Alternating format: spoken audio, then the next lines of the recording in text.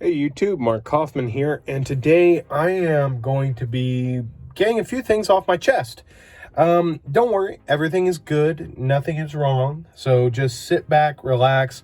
I'm actually going to be pouring myself a drink.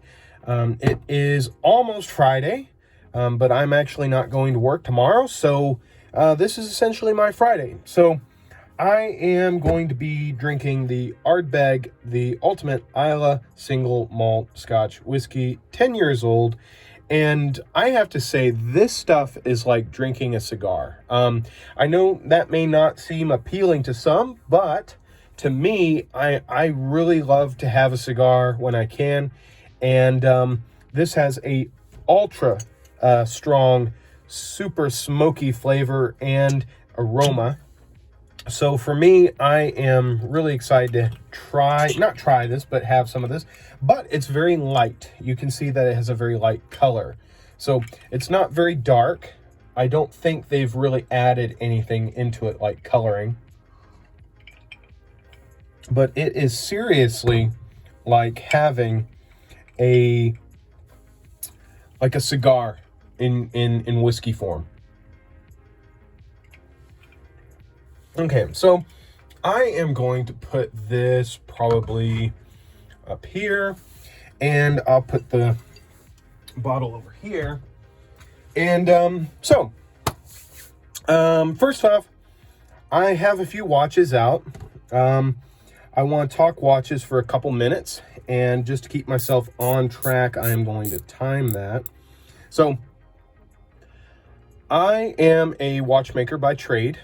And I've been collecting watches way before I have been collecting knives. Now, for me, recently, I have made the decision to only buy what I can repair. Now, granted, I can repair almost any watch, okay? Almost any. When it comes to Timex, I really can't. These things are throwaways. So I really do like to have cheaper watches. I've shown them on my channel, and sometimes I like to upgrade them to a different movement or different crystals or gasket systems. And for me, that's great. I really like doing that. But recently, I've just decided I want to buy either Swiss or Chinese that I can repair and that will last a long time. So this one here won't. Has a brass case, stainless steel back. The movement is not repairable. You can replace them, but it's not repairable. So this one is actually probably just going to be a giveaway. I'm going to probably give this to a buddy of mine or a coworker or something like that, because I've recently picked up a Jean Le Mans. And this one here is interesting. So a lot of people believe that when the Swiss moniker is on the watch, it's completely Swiss made. Well, that's not actually true. Now, this one actually does not have the Swiss moniker. So this is actually probably going to be maybe 25%, 20% Swiss. So pretty much the entire thing is made in China or in Malaysia, and then the movement is Swiss. So in here, we're running a Swiss Ronda movement with 5 jewels, which is great. That's serviceable and replaceable. Now, that's one of the reasons why I bought it, but the other reason is it's easy to read, okay? It's very similar to the Timex, but it's a little bit bigger, but it's also thinner. The Ronda movement makes this a lot thinner than the Timex. So for me, that's a win. I do like to have a simple watch, and this really fits the bill, and it can be repaired. Now, I'm also going to discuss value, okay? Now, this watch, and I'll show a picture right there of what the bracelet originally looked like, but I took it off of the bracelet and put it on this brown strap. This is a Hadley Roma strap, and this one is made in the USA. Now, this watch does have the moniker. So to have the Swiss-made moniker on a watch, you have to have it 70% made in Switzerland and then assembled in Switzerland. So the case probably isn't made in Switzerland and the bracelet isn't, but I'm pretty sure the dial is and the movement is and the rest of it. But this is running a Swiss Solita SW200 caliber movement.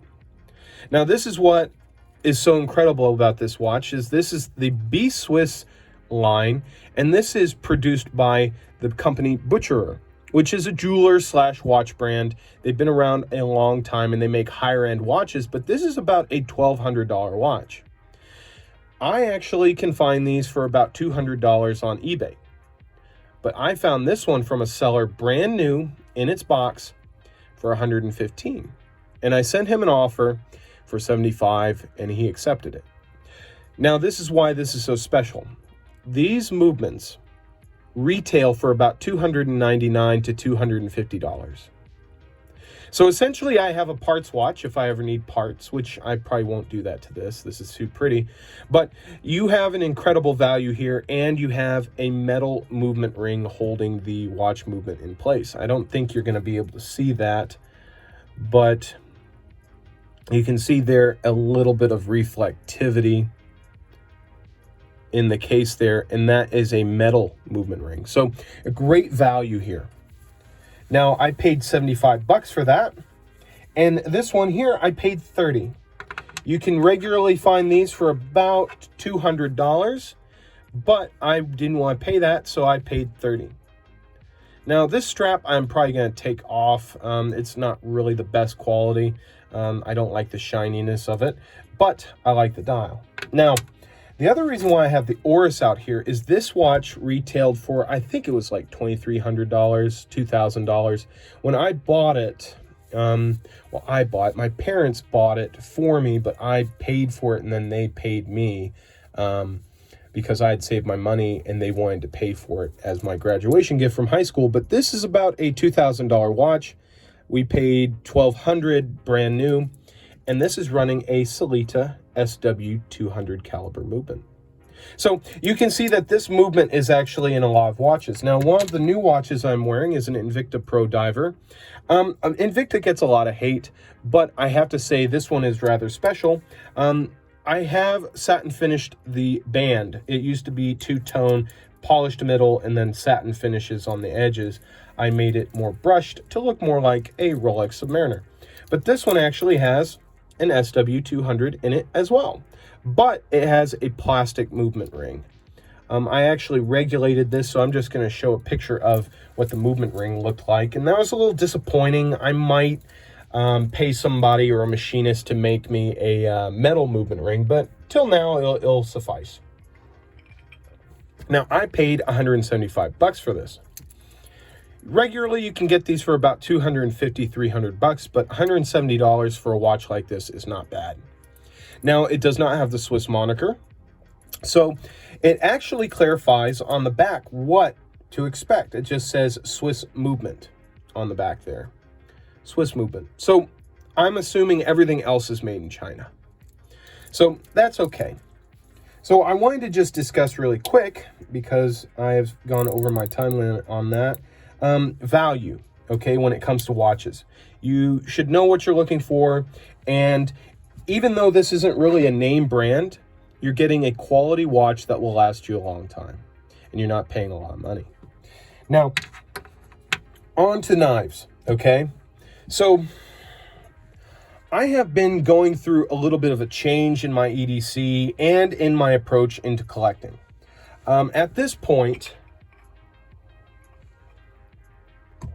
I'm telling you, it's like drinking a cigar. It's pretty incredible. At this point, I do not consider myself a collector only in Victorinox knives. So I'm still hunting for a few rare birds out there, and to be honest, I just don't want to drop the money. You know, they're getting expensive. The bids are going higher and higher.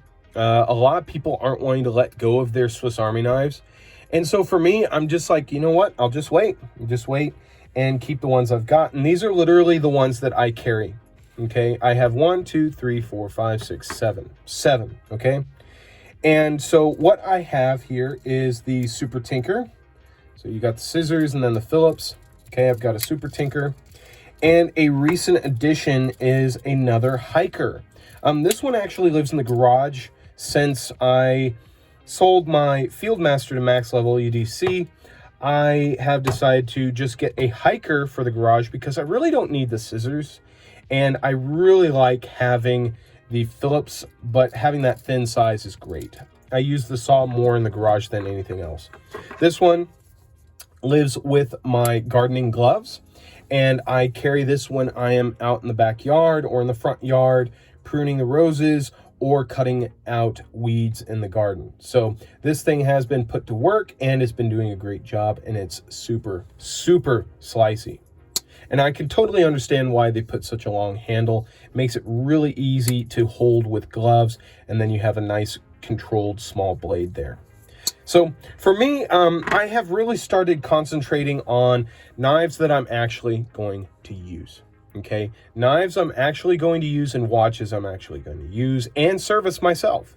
I don't really want to buy anything at this point that's disposable. Now, you might be saying, well, you're contradicting yourself.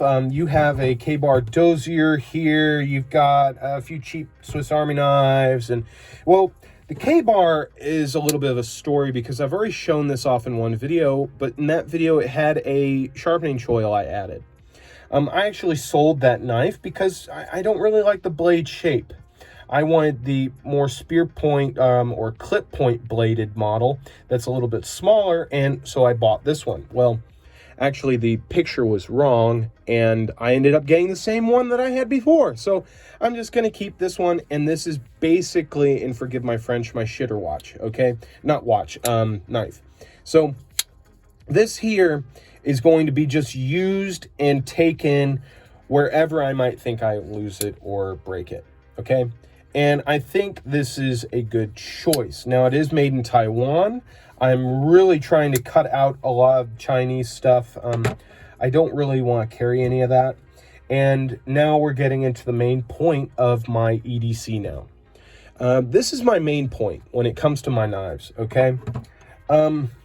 I want a knife that's going to be quality or disposable, while at the same time not really supporting any of the Chinese makers. Now, granted, you know, it's all about effort, as Nick Shabazz would say, not demographic. But to me personally, you know, the bad things are happening in China, and even though they're creating high quality materials, a lot of that money's not really going to anything good. So I don't want to contribute to that. So for me, I want to buy quality or disposability. And the K-bar dozier is disposable.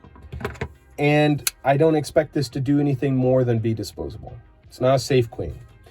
But I want to buy also quality when it comes to a knife that I can have repaired, sent to a company that's still going to be around, that's still going to be able to take care of a knife that I've invested in.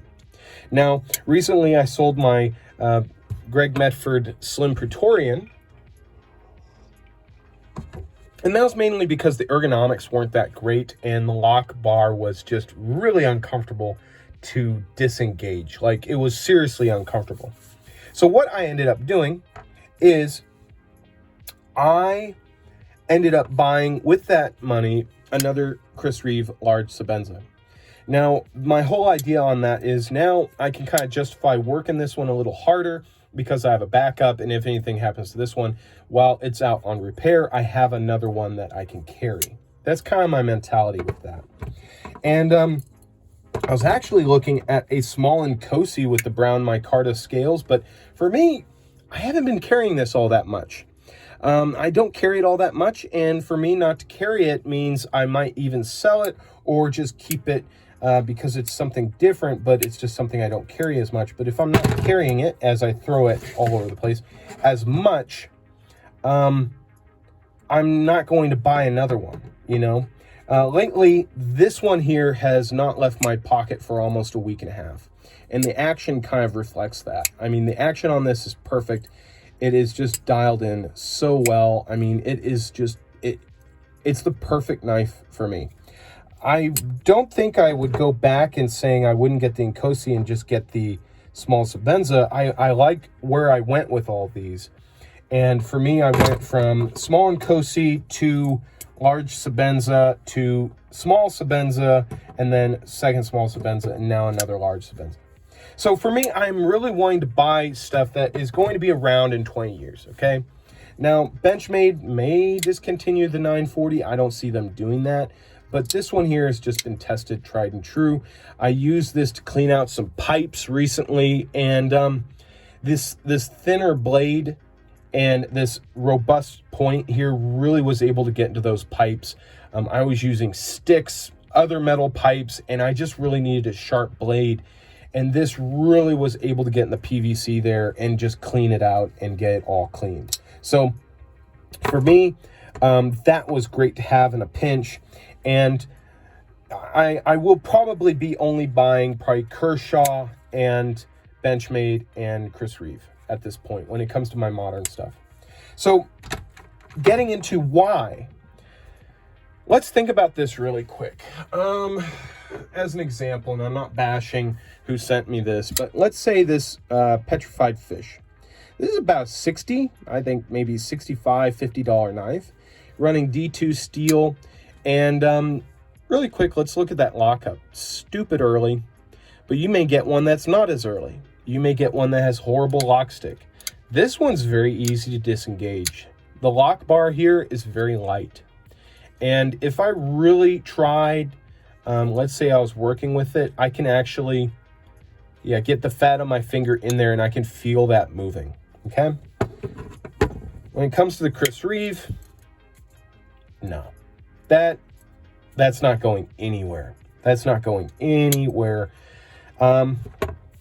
The other thing is this. Let's say these ceramic bearings and the ceramic detent crack, okay?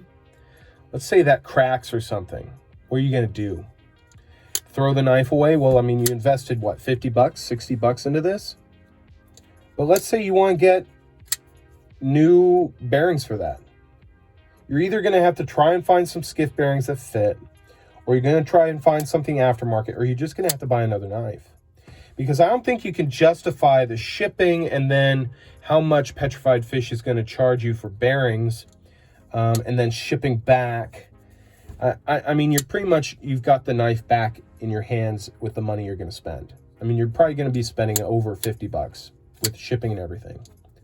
So for me, I would much rather invest in something that is going to be easily repaired, easily fixed, and probably something that, you can get parts for. Chris Reeve will supply you screws. They will supply you, if you need it, the bushings or the washers. And if they don't, then you can just send your knife in and they will install them for you. And they'll even clean the knife and sharpen it and re-blast the handles and make it look brand new again. I mean, it really is amazing. So you're essentially getting a great service. You're getting a great warranty. Whereas with these, they're probably going to just say, oh, well, we'll replace the knife for you. How about that? Which sounds great, but when it happens again, you're going to have to go over all that again. So for me, I'm more of a user that wants to have something that's going to be robust, that's going to be usable, replaceable with replaceable parts, okay? This can have parts replaced. The same thing goes for the Leathermans. This here, Leatherman has warranted for 25 years, and I've even heard the owner, Leatherman himself, say that he will even respect warranties over 25 years. If you really love it and you want it repaired, he'll respect it and take it in. So for me, that's an instant win. Also, this is made in the US and it's very well built. So it has a ton of tools that I want and don't need, while at the same time being affordable. Now, you're probably thinking, okay, this is about $130. How is that affordable? Well, let's think about affordability here, okay? This here is $500, okay? This is a $500 knife. That is a lot of money. And I'm sitting here looking at, I'm looking at about $475. I'm looking at $5. I'm looking at another maybe $475. I'm looking at almost $2,000, okay? But let's think about it this way, okay? Let's think about it this way. 500 divided by 365. that is how much you're going to put away each day. But let's say you save for this for 2 years, okay? Let's say you put away that next petrified fish purchase away. And you're like, you know what? 50 bucks, I'll just put that in the savings or in a drawer, okay? And then when you have that itch and you have that money, let's say you just say, oh, well, you know what? I'll put that 50 bucks in this drawer with the other 50 bucks. Very quickly, you're going to have the money for this. Now, granted, people might not want to buy this. I mean, you have people that think this is an ugly knife or unjustifiable. But for me, I see it as a tool that is going to last my lifetime and my children's lifetime, okay? And for me, I'd much rather spend that money on that than quickly fix an itch, okay? Now, when it comes to traditional knives, I have really found just the one pattern that really makes me happy, and that's the muskrat, okay? The muskrat is seriously a really good pattern. It is utilitarian and it's very food friendly. So carving tomatoes or cutting tomatoes is very easy. Cutting potatoes, strawberries, cutting small melons. I mean, you can do a lot with this blade. And working in the yard, you have a little bit of a cant towards you. So if you had to keep that material in there, you can. And for me personally, it's very utilitarian. And it has the same blade on the other side. So one goes dull, you have the same experience on the other side. So for me, that is one of the reasons why I keep these. But also, they're fantastic. They're very comfortable. They're very light, thin, small. Compared to the thickness of a Chris Reeve, it's about the same size. So why not?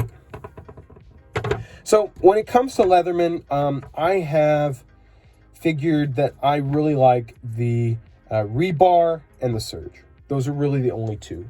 I've had a couple PSTs, and these are going to actually go out to Max Level EDC. He bought all 3 of mine. And for me personally, I enjoyed these, but the rebar is just so much better. It is just so much better than the PST. So for me, that's one of the reasons why I'm going that way. Now, as for Victorinox stuff, I know a lot of my subscribers here are after that Victorinox content. And do not worry, it's coming, okay? I'm just biding my time. I'm working on a few things, and I'm dealing with a 2-year-old on the side and work. So it's a busy project.